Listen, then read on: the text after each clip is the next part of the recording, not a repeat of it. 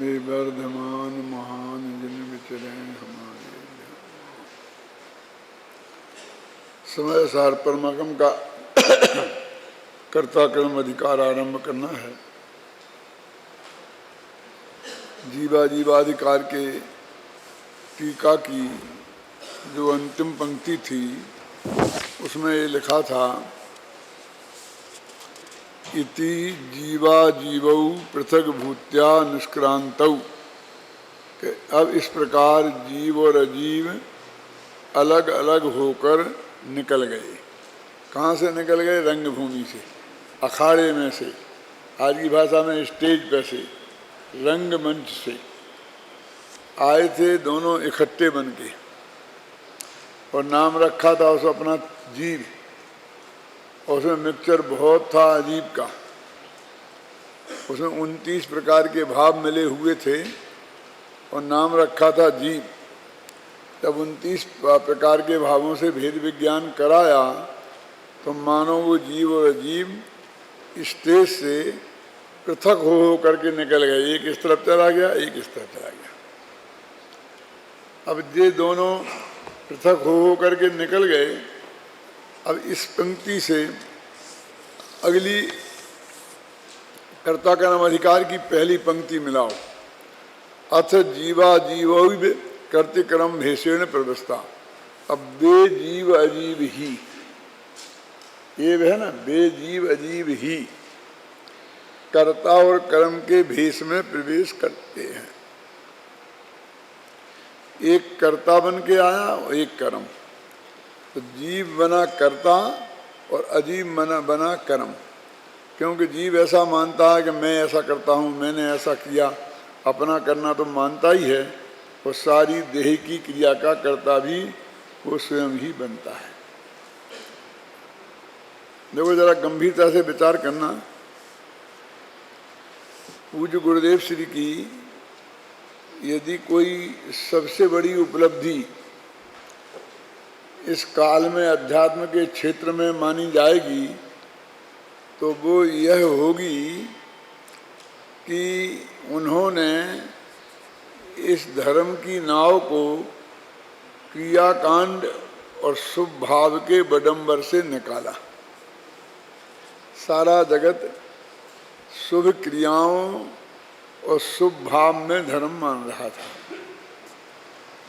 और उन्होंने लगातार 45 वर्ष तक इस पर गहरी चोटें की। उसका फल ये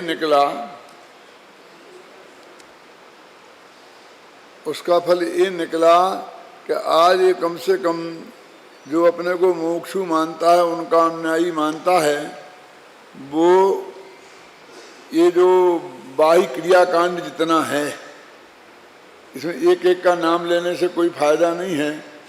सुबह से लेकर शाम तक अपनी बात समझ लो आप, जिसमें पूजा पाठ, व्रत, शील, संयम, यात्रा, दान वगैरह सब आ जाती हैं। ये शुभ क्रियाएं और तत्व संबंधी शुभ भाव धर्म नहीं है, धर्म के कारण नहीं है। इन्हें करते करते धर्म प्रकट होगा ऐसा नहीं है, इस बात में पक्की आस्था रखता ना ये बात। इतनी उपलब्धि गुरुदेव का इतना देन है, और हमारे लिए इतनी उपलब्धि है कि आज इसके लिए हमें इस मोक्षु समाज में झगड़ा नहीं करना पड़ता। ये बात समझाने के लिए लड़ाई नहीं करनी पड़ती है। गैर मोक्षु समाज में तो इसके लिए भी करनी पड़ती है। अब हमारे एक खतरा और पैदा हुआ कि वो जो पूजा पाठ वाला क्रियाकांड और शुभ भाव थे, वो तीर्थ यात्रा वाले क्रियाकांड और शुभ भाव थे, वो दान देने वाले क्रियाकांड और शुभ भाव थे, उनमें तो से तो हमारी धर्म बुद्धि निकल गई।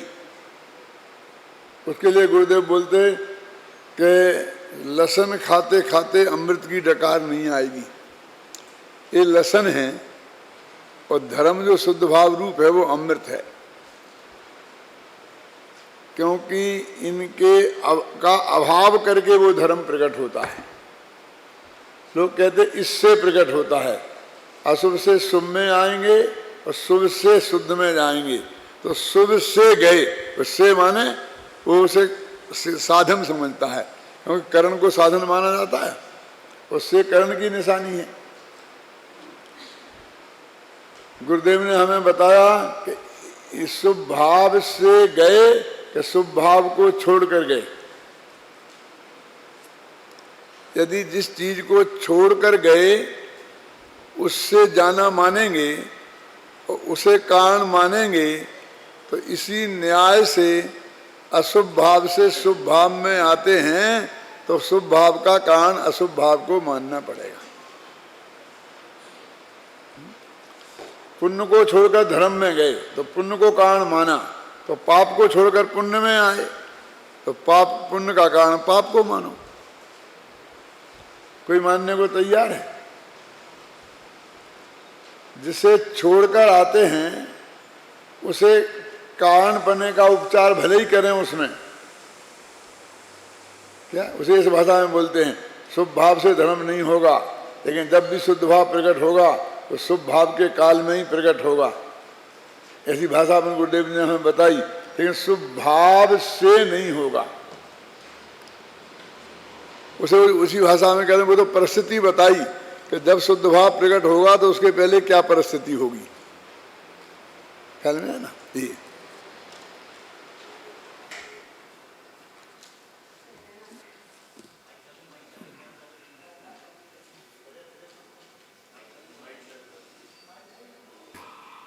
अधूरी आएगी तो ठीक नहीं है। महत्वपूर्ण बात यह है कि जैसे वो क्रियाकांड अपन का निषेध जब समाया हुआ है, अब ये नया क्रियाकांड हम विकसित कर रहे हैं। वो जैसी पोजीशन उसकी थी वैसी ही पोजीशन इसकी है। जैसे ध्यान शुद्धोपयोग है, आत्म ध्यान शुद्धोपयोग है, जिससे कर्म का नाश होता है। शुद्ध परिणति और शुद्धोपयोग, तो शुद्ध परिणति तो अशुभ शुभ के काल में भी रहती है और अशुभ के काल में भी रहती है। जैसे एक कसाय के अभाव रूप शुद्ध परिणति प्रकट हो गई तो उस काल में अशुभ भाव भी रहते हैं, तो अभी अंदर में शुद्ध परिणति रहती है ना, शुद्ध।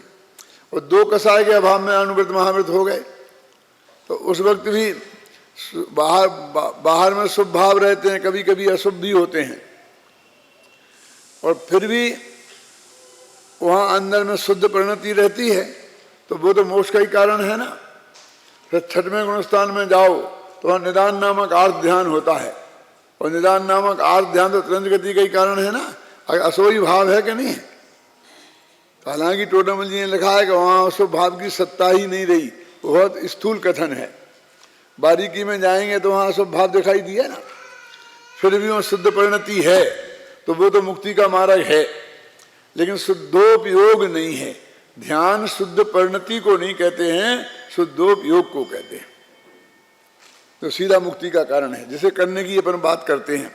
ये कहते हैं सबसे उपयोग हटाकर अंदर में ले जाएं, इधर आत्मा में ले जाएं, ऐसी बात करते हैं कि नहीं।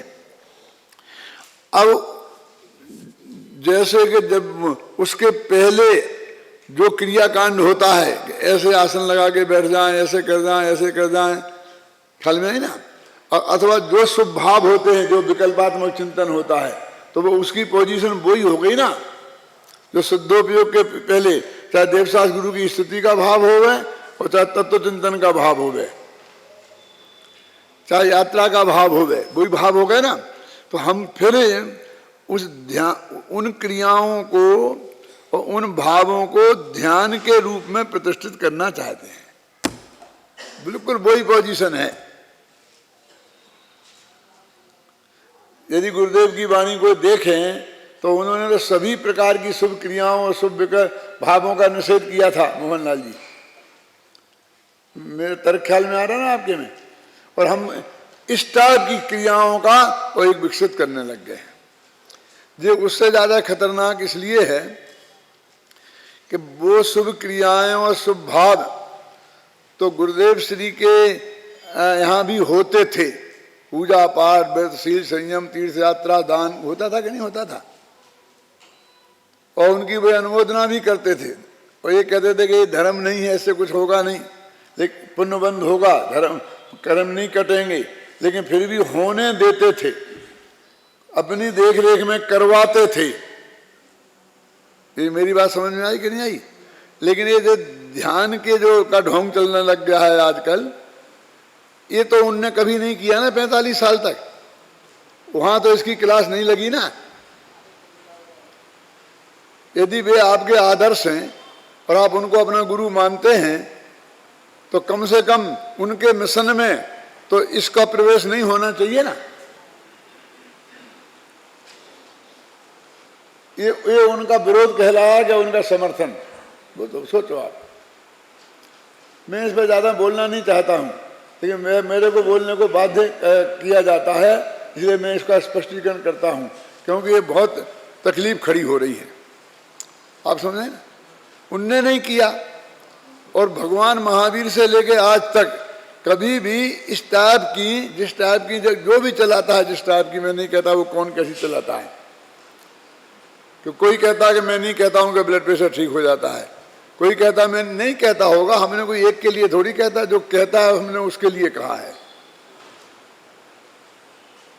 लेकिन कोई ना कोई क्रियाकांड कराते हो ना, लेकिन वो महावीर से लेके आज तक कराया कहीं मिलता है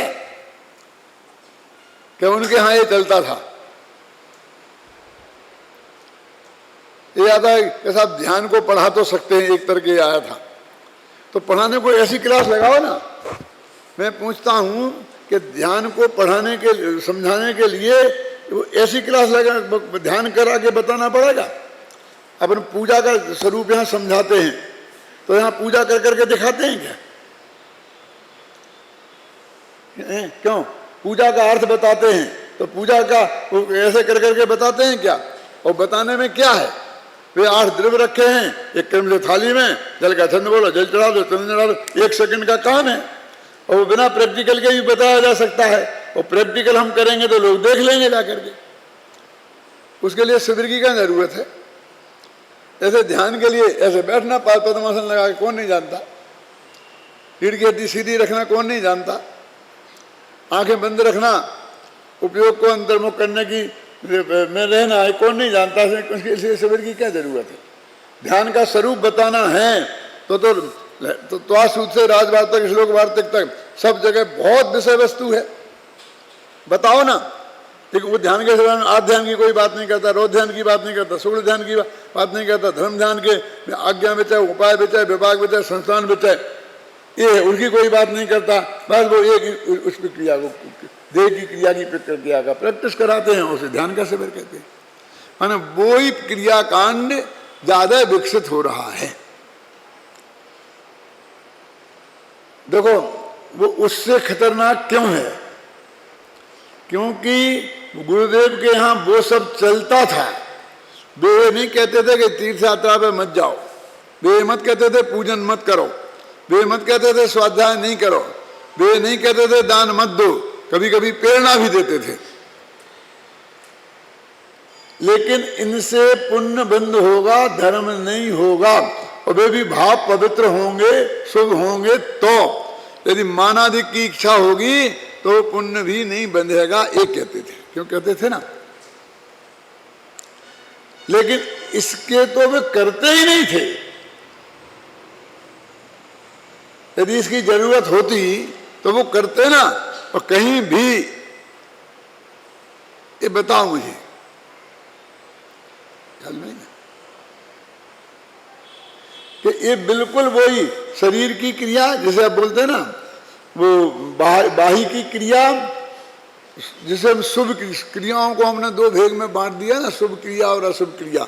वास्तव में पुद्गल की क्रिया में शुभ अशुभ का कोई भेद है नहीं। फिर भी वो भाव की अपेक्षा कि आज तुम्हारे भाव हैं कि जीव मरना जाए, ऐसे देख देख के चलें, तो हमने उस चलने को शुभ क्रिया कह दिया। और तुम्हारे भाव उसके प्रति उदास हैं, ऊपर को मुंह देख के चल रहे हो, तो हमने उसे शुभ क्रिया नहीं कहा। अथवा तुम्हारे पैर में कांटा ना चुभ जाए, इसके लिए देख देख के चल रहे हो, तो भी हमने तुमको उसको शुभ भाव नहीं है, शुभ क्रिया कहा, नहीं कहा। समझ गया आपने? भाई में, जितना भी एरिया समिति, भाषा समिति वगैरह सब हैं, लेकिन इसके बारे में तो उन्होंने कहा ही नहीं है। और ये तो हर एक चीज में होती है कि पूजा करनी है तो भाई ऐसे दुपट्टा, धोती दुपट्टा पहन के आओ, ऐसा अष्टद्रव्य पे लगाओ, थाली में एक लगाने का एक क्रम है, ऐसे धोया जाता है। क्यों? ऐसी बात तो साधारण आधे घंटे की बताने की है, वो आधे घंटे में ध्यान की भी बताई कैसे बैठ के ध्यान करना। क्यों? आचार्यों को तो ये चिंता हुई कि ये जीव ये न समझ रहे कि हम वैसे जैसे बैठ कर हमने बताया था ध्यान करने का, यदि ऐसे बैठा नहीं तो ध्यान हो ही नहीं सकता। यदि पैरों में घुटनों में दर्द हो गया हो, वो पालथी नहीं मार सकते, पद्मासन नहीं लगा सकते। क्यों? और ऐसी पोजीशन है कि खड़े नहीं हो सकते, तो ये दो ही ध्यान गए, दो ही आसन गए ना, पद्मासन, अर्ध पद्मासन और तुम्हारा खड़गासन। तो अब मेरा मनुष्य भाव तो गया, अब मैं इस मनुष्य भाव में ध्यान नहीं कर सकता, तो उन्हें ये लिखना पड़ेगा बेटा लेटे लेटे भी होता है। क्यों? मैं ये भी जानना चाहता हूं कि किसी क्लास में ध्यान वालों ने ये बताया कि ध्यान लेटे लेटे भी हो सकता, कि आसन ही बताए। समस्या तो उल्टी है। मेरे कहने का मतलब ये है कि हम कैसी भी परिस्थिति में रहें, वो हमारे सावधानी के आसन हैं, तो अच्छी बात है कि सावधानी से आसन रहना चाहिए। मैं आपसे पूछता हूं कि जैसे आप लोग सब नीचे बिल्कुल पद्मासन लगा करके बैठे हैं और सुन रहे हैं, लेकिन ये लोग जो कुर्सियों पे बैठे हैं, तो साथ कुर्सी पे बैठ के सुनना चाहिए, इस कुर्सी पे बैठ के करना चाहिए प्रवचन। क्यों? पहले पहले तो कितना वो होता था विरोध, फिर धीरे धीरे सबके ही घुटने ऐसे होने लग गए। शिखर जी की वंदना डोली से करना चाहिए, दूसरों के कंधे पे बैठ के। क्यों? तो होने लग गए ना। तो मेरे कहने का अर्थ ये है कि वो हर पर ध्यान को हम किसी कीमत पर नहीं छोड़ेंगे। शरीर उसके आसन के काबिल हुए तो, और नहीं हुए तो। समझ गया? अब वही मुख हो रहा है। समझ में आया नहीं? मेरे कहने का मतलब ये है कि गुरुदेव श्री ने जिस जड़ की क्रिया, देह की क्रिया और शुभ भाव में धर्मत्व का निषेध कितनी बड़ी कीमत चुकाकर किया, आज हम उन्हीं के नाम पर बनाए हुए संस्थाओं में और वही क्रियाओं का आरंभ कर रहे हैं। कहाँ तक है? उचित है।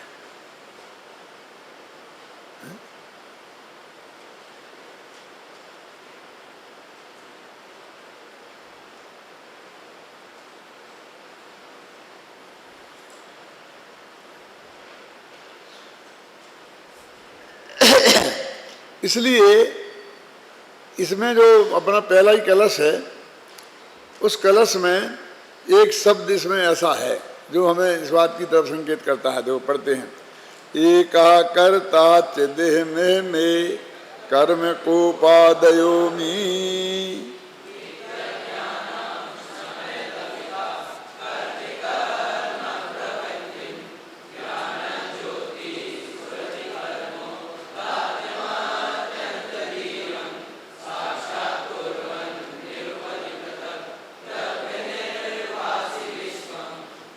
इसमें एक करता चिदेह में, एक चैतन्य आत्मा में करता हूं, और कर्म कोपादयोमी, और क्रोध आदि मेरे कर्म हैं। अब यहां पर जो क्रोध आदि मेरे कर्म हैं लिखा, तो ये क्रोध आदि क्यों लिखा? ज्ञानावरण आदि क्यों नहीं लिखा? एक कर्मों की बात है क्या? किसकी बात है? वास्तव में वहां लिखा वर्णादि और रागादि, और यहां लिखा क्रोधादि। बाद में भाई 29 भाव भी चल रहे हैं, किसी नाम से आए। समझ रहे? माने हम समझते हैं कि वहाँ तो भाई वो वर्णादि से भिन्न बताया, रागादि से भिन्न बताया, यहाँ क्रोधादि की बात करने लग गया। क्रोधादि माने भी 29 प्रकार के भाव के साथ, क्रोध तो भाव है आत्मा का विकारी, तो यहाँ तो रागादि की बात आ गई। क्यों भैया, वो क्रोध नामक एक द्रव्य कर्म भी है और एक क्रोध नामक भाव कर्म भी है। जो गुस्सा तुम्हें आता दिखाई देता ना ज्ञान का, वो भाव कर्म है, और उसमें जो क्रोध नामक कर्म का उदय निमित्त है वो द्रव्य कर्म है। और नो कर्म भी है, आंखें लाल लाल हो रही ना, गालियां बक रहे मुंह से, ये नो कर्म है, ये शरीर में आई ना उसकी असर विकृति। तो सब ले लेना, ये सब तरह के क्रोध ले लेना, तो इसमें आगे वर्णादि और रागादि सब आ गए।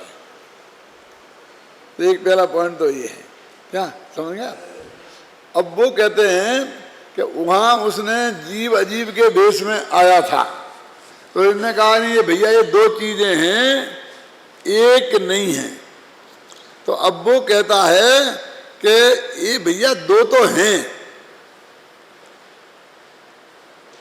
लेकिन ये दोनों के ही काम मैंने ही किए। कौन सा? माने ज्ञानादि भी मैंने किए और रागादि भी मैंने किए और वर्णादि भी मैंने किए। इस सब का कर्ता मैं हूं। देखो, मैंने एक दफे कहा था कि हमने एक काम जो अपने माथे पे लिया है, ये इतना कठिन है कि इससे उल्टी बात हमें समझाने को दो तो हम 100 गुनी कम मेहनत में और आसानी से लाखों लोगों के गले उतार सकते हैं, क्या? लेकिन ये बात में हम 100 गुनी मेहनत करके भी 100 में भाग लोगों के गले नहीं उतार सकते। क्यों? बोलो। हम सुबह 5 बजे उठते हैं, 5 किलोमीटर घूमते हैं, फिर वो आजकल जिम हो गए ना, जिम में जाते हैं और उस मशीनों पर उल्टे सीधे होते हैं 2 घंटा। क्यों? और फिर खाने में भी हमने चिकनाई मिकनाई बिल्कुल बंद कर दी है और हमने फिर 6 महीना में 20 किलो वजन कम किया। अब उस मूर्ख को समझाओ तुम कि तुमने कुछ नहीं किया, वो उसके गले कैसे उतरे? कितना कठिन काम है। और बेटा तुमने बहुत बढ़िया किया, तुम शाबाशी है, ये एकदम सारी जगह तुम भी करना, जिनको वजन कम करना हो ये सब करना। देखो ऐसा होता है ना, इसने कर लिया तुम कैसे नहीं कर सकते हो? तो एक बोले कौन सी सरल बात है?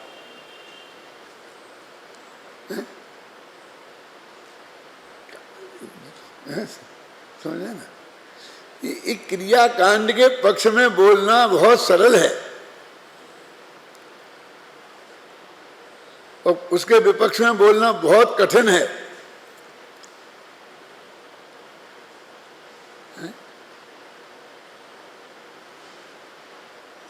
एक भाई मेरे पास आए थे कल, और 2-3 दफे भी मिले थे। मुझे समय चाहिए, आपका 10 मिनट समय चाहिए। मैं नाम नहीं जानता हूँ, वो अभी यहाँ हो सकते हैं या नहीं भी हो सकते, मुझे ख्याल नहीं ज़्यादा। तो मैं बैठे तो यही बात चला, ये क्यों लिखा, ये सब ले आए थे, ये लिखा ज्ञान आर्णव में लिखा, फलाना आर्णव में लिखा। मैंने सारे जंगल मैंने घूमे हैं।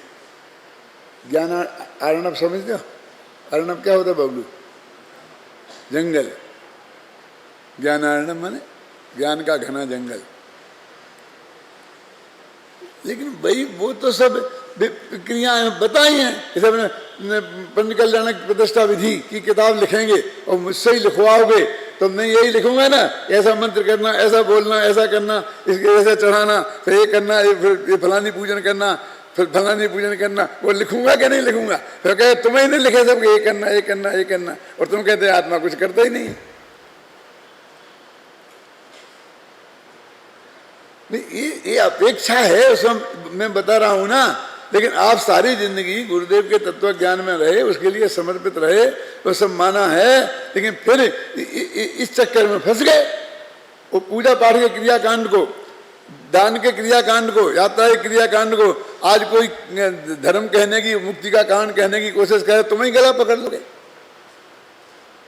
वही नए टाइप का आया, तुम चक्कर में आ गए। क्यों? पूजा पाठ दान से धर्म होता है, क्यों? ये शास्त्रों में नहीं लिखा है।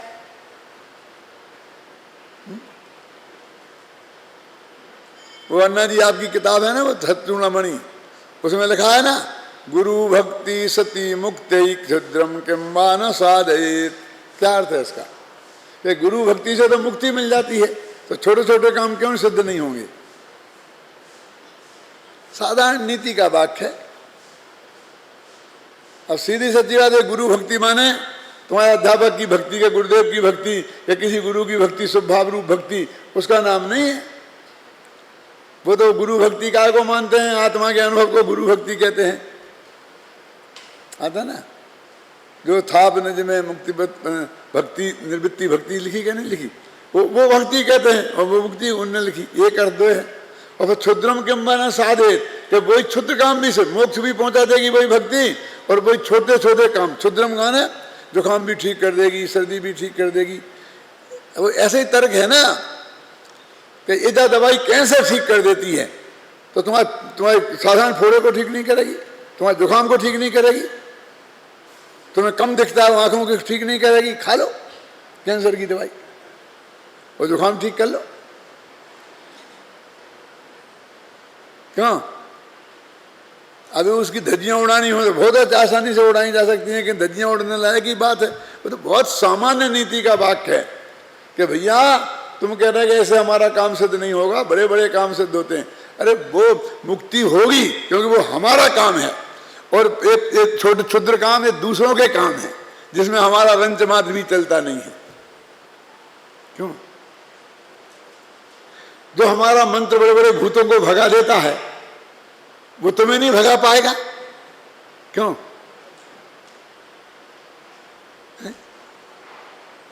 बोलो मंत्र, भगा दो एक आध को यहां से। मंत्र बोल बोल के एक आध श्रोता को भगाओ यहां से। और मैं दूसरा मंत्र देता हूं तुम्हें, अब भी हाल भगा के बता दूं तुम कहो तो। जिसको दो उल्टी सीधी सुना दो, उठ के भग जाएगा। है? क्यों? समझ में आई ना? ये महामंत्र हो गया। गालियां देना महामंत्र हो गया ना। क्यों भगा? तुम्हें तो उसका फल आना चाहिए तत्काल, कि हम ये भगा सकते हैं, तो भगा दिया ना। अब ये द्वारा मुझे बाउंड्री में देखे तो मेरे से बुरा कोई नहीं होगा। क्यों? एक महामंत्र है कि फिर अब वो आएगा भी नहीं। कील दिया हमने टोटे मले से मारा। क्या है?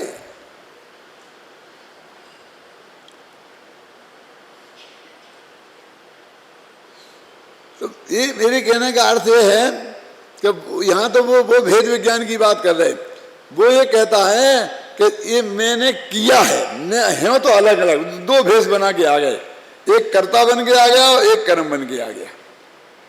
ये मेरा वर्क है और मैं इसका करता हूं। बताइए ना, ख्याल में है ना। अभी ये कितना व्यवहार होता है कि नहीं। अभी देखिए अपना ये सदर चला, उसमें आपने जो कोई वो क्या रखा था 4 तारीख को, उसमें इनने ये किया, इनने ये किया, इनने ये किया, सबको प्रमाण के रूप में पेश करो ना। क्यों? याद है कहते मैंने कुछ भी नहीं किया। क्यों?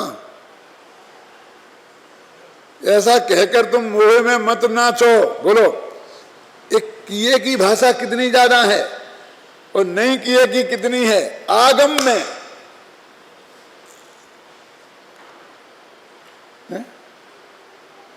वो मैंने आप कुछ भी कहो कहानी है ना, उसकी पहली कहानी में यही लिखा है। पढ़ी तो होगी आप सब लोगों ने कि वो बादीराज मुनिराज हैं, उनके शरीर में कोढ़ था। वो कहानी नहीं सुनाऊंगा पूरी। अब और फिर वो ठीक हो गया। अब सब लोग आए कहने लगे महाराज गजब कर दिया, गजब कर दिया, आपने शरीर के कोढ़ को ठीक कर दिया। उन्होंने कहा भैया मैंने कुछ नहीं किया। एक तो एक द्रव्य दूसरे द्रव्य का कुछ कर नहीं सकता, दूसरे मैंने विकल्प तक नहीं किया कि मेरा कोढ़ ठीक हो जाए। बोलो, इस विकल्प का भी मैं करता नहीं हूं। और मैंने जो भी सामायिक वगैरह की वो मेरी दैनिक क्रिया थी, उससे हटकर मैंने कुछ नहीं किया और इस उद्देश्य से कुछ नहीं किया और इस टाइप का विकल्प भी नहीं किया। लेकिन हो गया ना, हो गया तो हो गया, मैं क्या करूं इसके लिए। और उन्होंने बताया कि देखो, यदि मेरे करने से होता तो इतना बाकी क्यों रहता, इतनी उंगली में अभी भी है और बाकी शरीर में हो गया क्यों। उन्हें प्रमाण के रूप में ये पेश किया। फिर सारे लोग कहने लगे महाराज आप कुछ भी कहो पर हम तो यही मानेंगे कि आपने किया। बोलो क्या कह रहे हैं। इसलिए किताब का नाम आपको कुछ भी कहो क्यों लिखा समझ में आए ना। माने तुम खुद कहो मैंने नहीं किया, मैंने नहीं किया, हम तो यही मानेंगे क्योंकि हमारी कर्तव्य बुद्धि बहुत मजबूत है। अरे तुम्हारे भगवान के समोसन में जाकर के भी नहीं टूटी है, तुम्हारे इतने थोड़े बहुत वक्त करने से कुछ नहीं होने वाली है क्यों। अब उसी उंगली के कोड़ को हमारे उन पंडितों ने, क्योंकि ये कोड़ क्यों बचा रहा, आचार्य तो ये कह रहे और वे क्या जवाब देते हैं कि उनने ही बचा के रखा, क्योंकि कल कोई कहेगा कि ये मुनि दूसरे आ गए होंगे, वे कोड़ी चले गए होंगे, तो मैं ही वो मुनि हूं जिसे कोड़ था उसकी निशानी है। जब कहां उड़ा दी, कहां बढ़ा दी उसे। अच्छा महाराज उसी के लिए किया, अब तो ठीक कर लो हमारे सामने फटाफट, इतना तो अभी हमारे सामने करके बता दो ना। दादा समझ में आया तर्क नहीं आया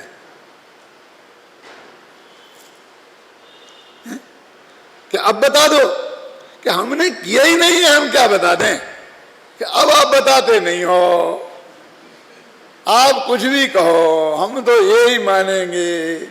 मुझे सारा जगत में आप कुछ भी कहो का मंत्र सीख लिया है।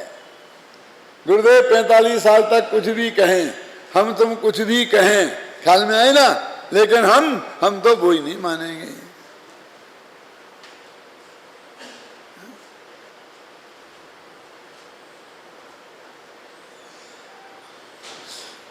वे कह रहे चौथे गुणस्थान के पहले धर्म ध्यान होता ही नहीं, कि डंके की चोट कह रहे कि नहीं कह रहे।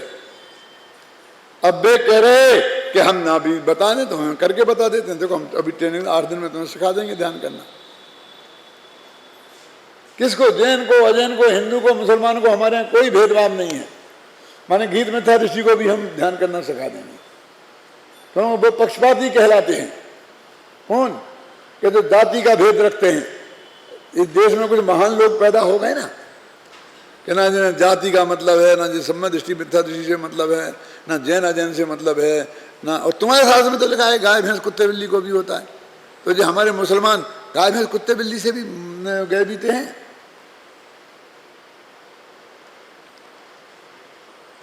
मैंने एक दफे सुनाया था सादा, आप लोगों को याद है कुछ के नहीं, कि अमेरिका में मैं बहुत दिनों से त्रिकाली ध्रुव समझाते समझाते एक भाई ग्रुप था, वो इतना पक्का और कट्टर हो गया कि वो और कुछ करता नहीं था, यही करता था निरंतर स्वाध्याय वगैरह वगैरह, बहुत पक्का।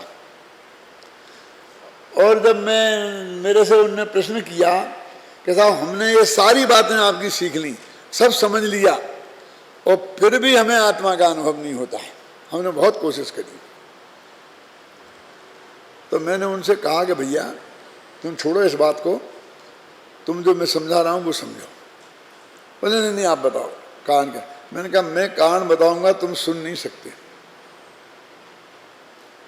क्या बात करते हैं आप साहब, इतने दिनों से 10 साल से आपका सुनते हैं, और कैसा हमने पढ़ा किया, अभ्यास किया, सब बात किया, और हम तो दूसरों की सुनने ही नहीं जाते हैं, और आप ऐसी बात करते हैं। मैंने कहा मैं कह रहा हूँ कि तुम सुन नहीं सकते। तो बहुत पीछे पड़े सुशील जी, बहुत पीछे पड़े, डिट्रोइट की बात है। मैंने कहा अच्छा सुन सकते हो, देखो कि जब तक गीत मिथ्यात्व नहीं छूटेगा तब तक तुम लाख कोशिश करना, ये तुम्हें आत्मा का ध्यान नहीं, सम्यक दर्शन नहीं होगा, आत्मानुभूति नहीं होगी। क्या गीत मिथ्यात्व माने क्या, आप समझ रहे हैं? मैं ज़्यादा खोल के नहीं बोलूँगा। टोडरमल जी ने 5वें अध्याय में जिन जिन लोगों को लिया, 6वें अध्याय में जिन लोगों को लिया, वो सब मेरे क्या बात करते हैं, इससे क्या लेना देना है? आप समझे, इससे क्या लेना देना है? हमने नमस्कार किया तो सामने वाले साफा बांधे थे कि बिना साफा के थे, इससे क्या फर्क पड़ता है? आंखों वाले थे कि बिना आंखों वाले थे, इससे क्या फर्क पड़ता है? समझ में आया ना? और उस नमस्कार से क्या लेना देना है?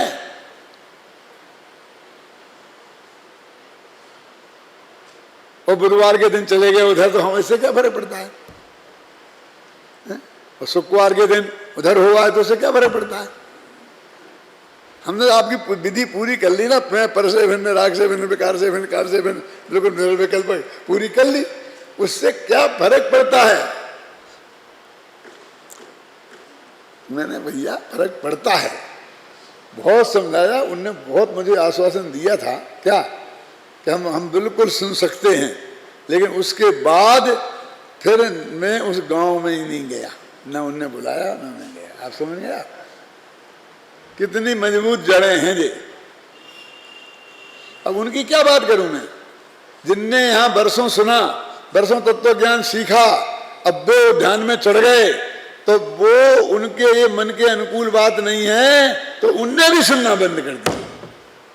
उनकी क्या कहें, 7 समुद्र पार की क्या बात करें? क्यों? यदि तुम चढ़ जाओगे तो तुका उसमें तो हम तो भी हमारा एक श्रोता कम हो जाएगा।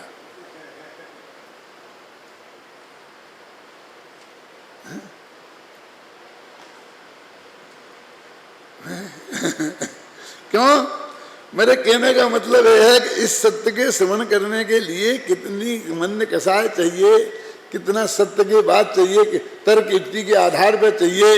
अब लिए फिरोगे कि देखो ये लिखा, ये लिखा, ये लिखा, ये लिखा, अब क्या करें? अब तुम अपने मुँह से कह दो कि जी आचार्य झूठे हैं, अब झगड़ा, दूसरा झगड़ा शुरू कर दो तुम। क्या यहाँ एक सम्य दृष्टि को तुम व्यायाम शिक्षक बना दो, क्या करेगा वो? क्यों? सम्य दृष्टि गवर्नमेंट की नौकरी तो कर सकता है ना, और वहाँ पर व्यायाम शिक्षक बना दो, तो रोजीना समझाएगा ना कि तुम व्यायाम करोगे तुम्हारा स्वास्थ्य ठीक रहेगा, तुम्हारा सब बताएगा कि नहीं बताएगा? ये आसन लगाओगे, ये लगाओगे, नहीं लगाओगे, वो व्यायाम की किताब जो है वही पढ़ाएगा कि नहीं पढ़ाएगा? और सम्य दृष्टि है तो सब सम्य दृष्टि से आप बता रहे, क्या करें?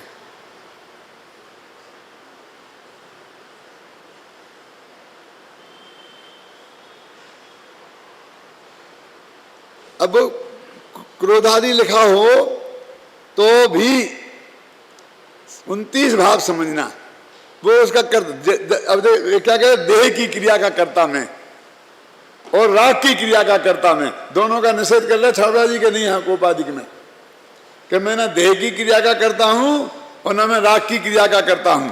और अब तुम देह की क्रिया और राग की क्रिया में धर्म बता रहे हो, वो धर्म जिससे सीधा मोक्ष होता है। ध्यान तो सबसे बड़ा धर्म वही है ना, जो अंतर्भूत से केवल ज्ञान होता है, उसी ध्यान को तुम कहना चाहते हो। यदि उसके अलावा दूसरे ध्यान को कहना चाहते हो तो 4 प्रकार के बताओ, फिर तो ध्यान से नरक भी जाता, त्रंच भी जाता, उनको भी ध्यान ही नाम है क्या नहीं? आर्द्रोग ध्यान भी ध्यान ही है, लेकिन तुम तो उसी ध्यान की बात करते हो ना। ये जितने लोग हैं वे आत्मा का अनुभव करने के लिए ही, कम से कम मुमुक्षु, वे आत्मा का अनुभव करने के लिए ही उस प्रक्रिया में जाना चाहते हैं ना। कौन बोलो मोहनलाल जी, कौन उनको और लौकिक ध्यान करना है क्या? तो उसकी विधि वो है क्या? तो कहते हैं कर्म कोपादयोमी इति अज्ञानाम, क्या है?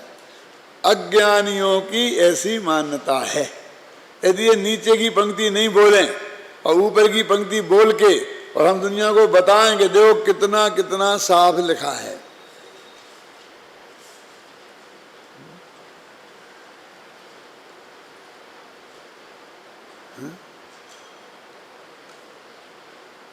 एक मतार्थ की दृष्टि से एक श्लोक आता है, उसमें काय में समाधि शतक में, उसमें ये लगा अयत्न साध्यम मोक्षम वा कि मुक्ति अयत्न साध्य है, मुक्ति, वो मुक्ति का ध्यान कर लिया।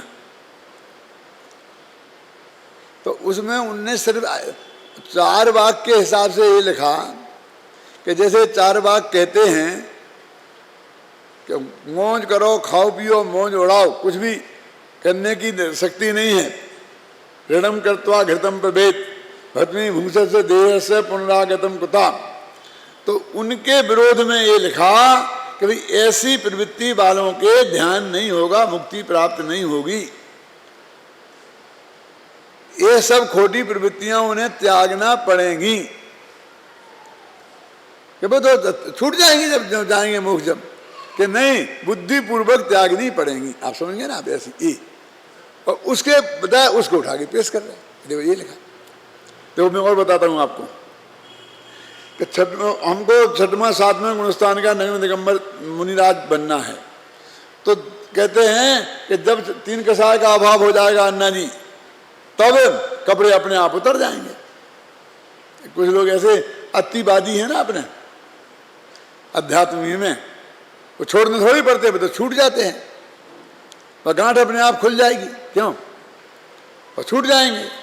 और वे उनके यहाँ भी कहते हैं, एक दुपट्टा डाले थे महावीर कंधे पे, तो अपने आप झाड़ी में उलझाओ, रह गया तो रह गया, बस खत्म। यानी बुद्धिपूर्वक उनने नहीं छोड़ा था, ख्याल नहीं ना। तो उनके लिए बताया कि नहीं, बिल्कुल सामने गुरु के सामने, देवशास्त्र गुरु के सामने या स्वयं बिल्कुल विकल्प पूर्वक कपड़े का त्याग, वस्त्र का त्याग, ये सब करना पड़ेगा। केश लुंच, ये सारी प्रक्रिया होगी, और फिर वो आत्मा में ध्यान करने बैठेगा, तब 7वें गुणस्थान में जाएगा। कपड़े उतारते हुए भरत चक्रवर्ती को हो गए, माने क्या, तो कपड़े उतार देकर, कपड़े पहने पहने भी हो जाता, नहीं उतारते तो चले जाते हैं अंदर में। अरे अकेला कपड़े उतार दे तो एक शब्द बोल दिया है, लेकिन बाकी पूरी जो प्रक्रिया है वो पहले संपन्न होगी।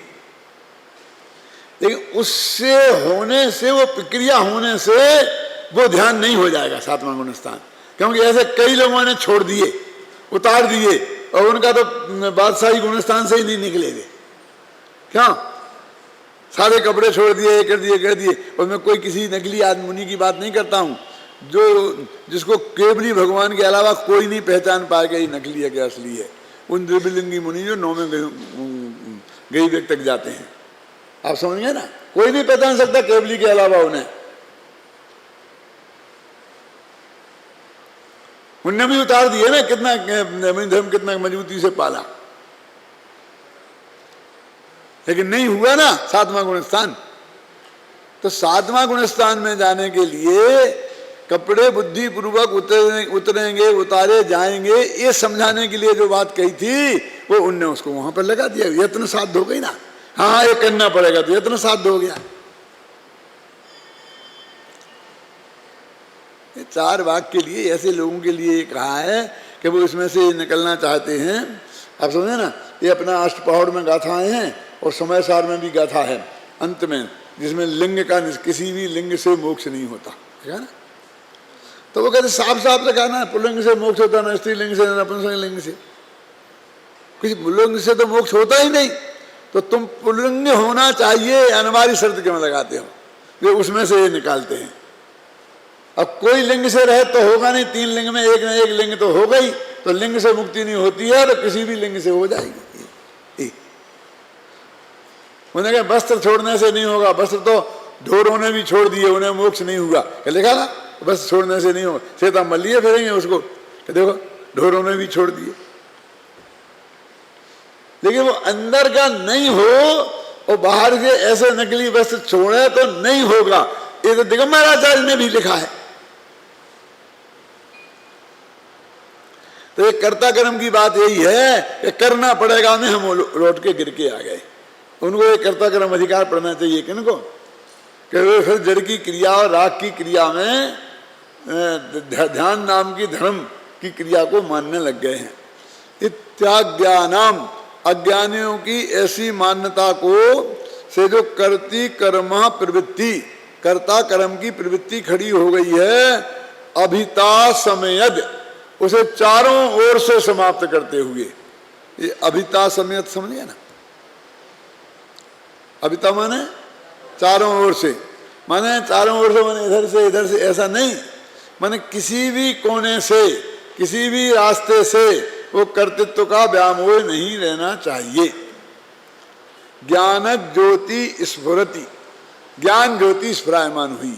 वो ज्ञान ज्योति उस कर्ता कर्म की जो अज्ञानियों की प्रवृत्ति थी, उस अज्ञानमय प्रवृत्ति का निषेध करती हुई ज्ञान ज्योति प्रकट हुई। वो कैसी है? अत्यंत धीर है और परम उदात्त है। देखा ना, ज्ञान ज्योति स्फुरति परमोदात अत्यंत धीरम। पिछले अधिकार में लिखा था कि वो उदार है और धीर है। जीवाधिकार में इस ज्ञान ज्योति को जो नमस्कार किया था तो उसे उदार और धीर बताया था, और यहाँ परम उदात्त और अत्यंत धीर, इतना ज्यादा वर्ग क्यों लगा दिया? कि भैया वो पर में एकत्व तोड़ना उतना कठिन नहीं है, वो धीर से ही काम चल जाएगा, उदार व्यक्ति से ही काम चल जाएगा। लेकिन एक कर्तृत्व भोक्तृत्व छुड़ाना अत्यंत धीरता और अत्यंत उदारता का, परम उदारता का काम चाहिए। माने ये उससे कठिन चढ़ाई है, समझे ना। ये जो टोंके वंदना तुम करके आ गए हो ना जीवाधिकार में, इससे इसमें दूनी मेहनत होगी। ये तो हर एक आदमी मानने को तैयार है क्या कि ये मकान जुदा है और मकान में मैं जुदा हूं, ये स्त्री जुदी है और मैं जुदा हूं, बच्चा जुदा है और मैं जुदा हूं, ये मानने को तो तैयार हैं। और आज के जमाने में कोई किसी का स्वामी नहीं होता, ये मानने को भी तैयार हैं। लेकिन मैंने किसी का कुछ किया ही नहीं, ये मकान मैंने ही नहीं बनाया, मुझे अपने आप ऐसे बन जाता है ना, टीवी पे धड़ाधड़ ऐसे बन जाती, बिल्डिंग पूरी खड़ी हो जाती है 1 सेकंड में, ऐसी खड़ी हो गई। ये मानने तैयार नहीं है, और हम इसका उपयोग भी नहीं कर सकते, ये मानने को कोई तैयार नहीं। आप सुनिए ये कितना कठिन काम है। हमने समझाया कि भाई स्त्री जुदी हो, तुम जुदा, बेटे जुदा है, तुम जुदी हो। क्यों? तुम चले जाओगे, बेटा यहीं रहेगा, बेटा बंबई चला गया, तुम यहीं रह गए। जुदे नहीं होते तो ऐसा क्यों होता? तो जुदापन ख्याल में आ जाता क्या नहीं? और आज कोई किसी का मालिक नहीं है, तुम उसके मन की बात कहोगे तो सुनेगा, नहीं तो नहीं सुनेगा, ये समझ में आ जाता है। लेकिन आपने कुछ किया ही नहीं है। मैंने 9 महीना पेट में रखा, 18 महीना गोद में रखा, ऐसा पाला, खुद भूखा रहा, उसको खिलाया पिलाया, लाखों रुपया कर्जा लेके पढ़ाया, तुम कहते कुछ किया ही नहीं। क्या बोला? ये है ना कठिन चढ़ाई है ना। खैर चलो, नहीं किया सही, लेकिन हमारा भी अधिकार भी नहीं है, ये बुढ़ापे में हमें देखेगा भी नहीं। क्यों? हम ये बात सुनने को तैयार नहीं हूं। इसलिए ये काम बहुत बड़ा काम है, इसके अत्यंत धैर्य चाहिए और परम उदारता चाहिए, तब जाकर के ये काम संपन्न होगा। ऐसे ज्ञान को जो विश्व को साक्षात करता है, निरुपधि है, जिसमें ये सब चीजें पृथक पृथक भाषित होती हैं, मैं उसको याद करता हूँ, माने नमस्कार करता हूँ, स्मरण करता हूँ, जो भी समझ लो। हिंदी का छंद पढ़ लो, इसका और विशेष अर्थ मैं कल बताऊंगा। मैं एक